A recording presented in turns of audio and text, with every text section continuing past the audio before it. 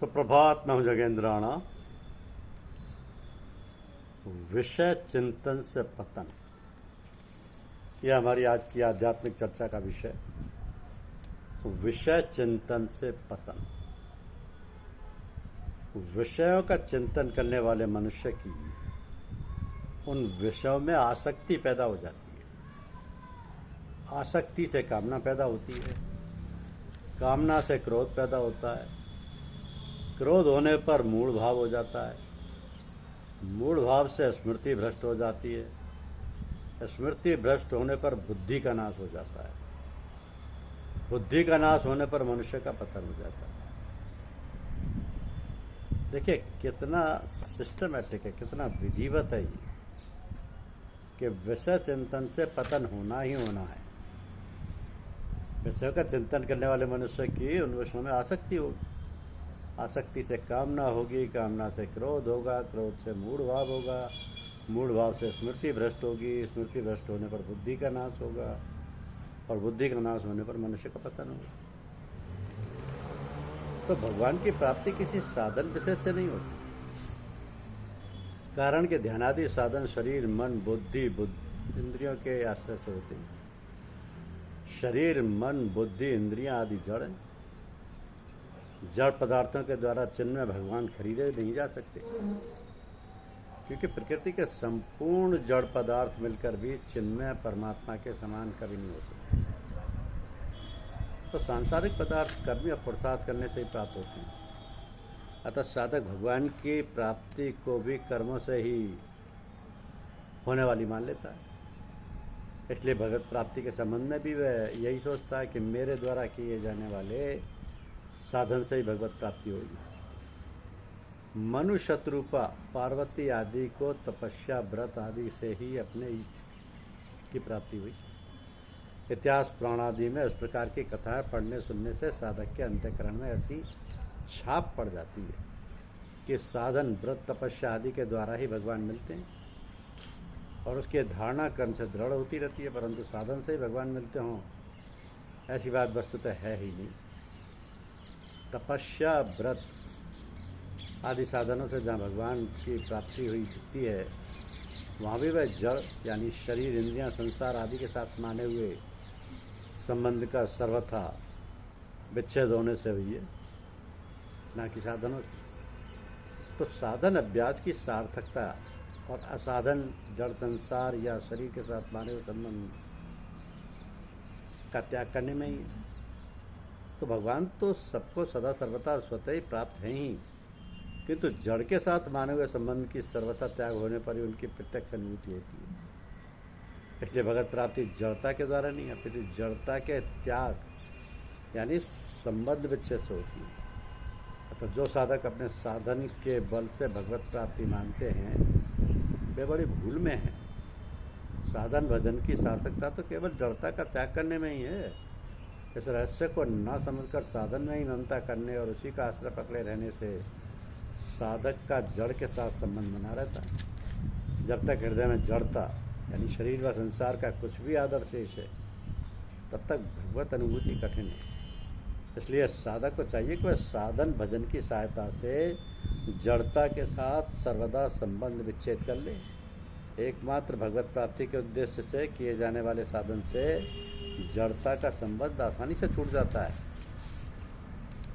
प्रातः स्मरणीय है परम पूज्य श्रीमान लालाजी महाराज के सानिध्य और सत्संग में रहकर न जाने कितने प्राणियों ने अपने को धन्य माना और जीवन सफल बनाया।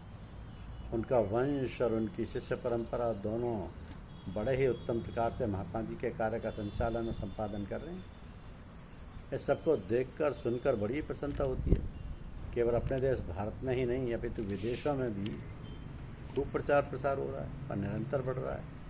ये सब उन्हीं परम पुरुष पूर्ण धनी लालाजी महाराज की दया कृपा से हो रहा है। जो लोग उनके अनुयायी, प्रचारक व प्रसारक हैं वे भी प्रशंसा के पात्र हैं। उनका जीवन धन्य है, वह सफल है। ये सब कुछ ऐसा लगता है जैसे वर्षा ऋतु में बादल आकर अचानक घनघोर वर्षा करते हुए जनजीवन को सुख व समृद्धि से परिपूर्ण कर देते हैं। कहा जाता है और है भी सही कि महात्मा लोग पर्दा करते हैं, जिससे स्थूल रूप से दिखाई नहीं पड़ते। किंतु निरंतर निरीक्षण और परीक्षण युक्त उनकी दया और कृपाधार की वर्षा अनवरत शिष्यों और उनके अनुयायियों पर होती रहती है, जिसके जीवंत उदाहरण देखने और सुनने को मिलते हैं, जिसके प्रभाव से लोगों में प्रेम, आनंद और कौतूहल का उद्रेक होता रहता है। भगवान सर्वव्यापक, सर्वांतर्यामी व सर्वज्ञ हैं और मनुष्य परमपिता का अंश है।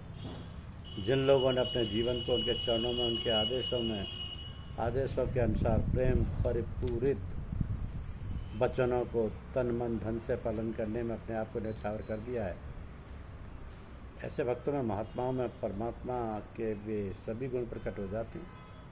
तो क्यों ना उनके आदेश, प्रेम व सद्वचनों का प्रत्यक्ष रूप से पालन हो। वे तो अजर अमर साक्षात होकर अजर अमर अविनाशी हैं। उनका अपना मिशन, उनकी अपनी धारणा, उनका ईश्वर प्रेम, सभी बातें साक्षात होकर लोगों के अंतर में प्रवेश कर रही हैं। ये केवल कथनी नहीं है, इसके प्रत्यक्ष उदाहरण हैं जो सभी को देखने सुनने को मिलते हैं और लोग देखकर आश्चर्यचकित रह जाते हैं। तो धन्य है वो लोग जो इन लोगों के संपर्क में आते हैं, जिससे इनका जीवन सफल और उत्तर उन्नत होता हुआ चरम लक्ष्य को प्राप्त कर लेता है। देता है सदा घर घर ये इश्क का मत वाला, दिल वालो जरा सुन लो आवाज़ फकीराना।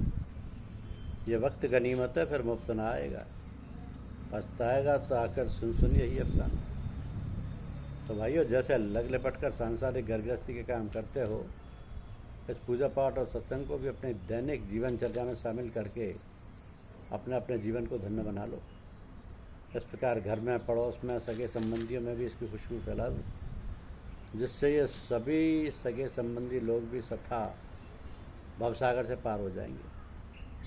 भगवान मेरी नैया उस पार लगा देना, अब तक तो निभाया है आगे भी निभा देना। दल बल के साथ माया मेरे घेरे जो मुझे आकर, तो देखते ना रहना, झट आके बचा लेना, झट आके बचा लेना। भगवान ही नैया पार लगाते हैं। संत तुकाराम एक सदगृहस्थ थे। उनके गुरु ने उन्हें प्रेरणा दी कि पत्नी और बच्चों के भरण पोषण के लिए दुकान पर बैठकर सामान बेचते समय भी भगवान का नाम जपते रहा करो। किसी गरीब एवं असहाय की सेवा सहायता के लिए हमेशा तत्पर रहा करो। ईश्वर के नाम के जाप और मानव सेवा से ही तुम्हारा कल्याण हो जाएगा। एक दिन दरिद्र जैसा दिखने वाला कोई व्यक्ति उनकी दुकान पर आया। चावल का भाव पूछने के बाद निराश होकर वह दुकान से वापस लौटने लगा। तुकाराम ने पूछा, भैया चावल नहीं लिए, क्या सोच कर लौटने लगे? व्यक्ति ने कहा, भगत जी घर में 2 दिन से खाना नहीं बना है, लकड़ी बेच कर ये कौड़ियाँ मिली हैं, इनके बदले इतना चावल नहीं मिलेगा जिससे मैं पत्नी और बच्चों का पेट भर सकूँ। अब और लकड़ियाँ जंगल से काट कर लाऊंगा, तब उन्हें बेचकर चावल लेने जाऊंगा। संत तुकाराम का हृदय करुणा से भर उठा। उन्होंने उस व्यक्ति को रोकते हुए कहा, अरे भैया तुम जितने चाहो चावल ले जाओ, मेरी दुकान में चावल के रहते हुए तुम्हारे बच्चों को भूखा रहना पड़े तो यह मेरे लिए पाप है। तुकाराम ने उसे पर्याप्त चावल और डाल दिए। और व्यक्ति भावुक को उठा और तुकाराम के पैरों पर गिरते हुए बोला, आप मनुष्य नहीं देवता हैं। संत तुकाराम उस व्यक्ति का हाथ थामते हुए बोले, मैं देवता नहीं, साधारण मनुष्य हूँ। यदि तुम्हें धन्यवाद ही देना तो भगवान विट्ठल को दो, जिनकी कृपा से मैं इस दुकान में बैठा हुआ हूँ। करने कराने वाले तो सब भगवान हैं। उपदेशों को तो मूर्त रूप दिया है। जापान में बौद्ध धर्म का तेजी से प्रचार हो रहा था। जापानी विद्वान तेत्सुजिन पूरी कर्मठता के साथ भगवान बुद्ध का संदेश प्रचार करने में जुटे थे।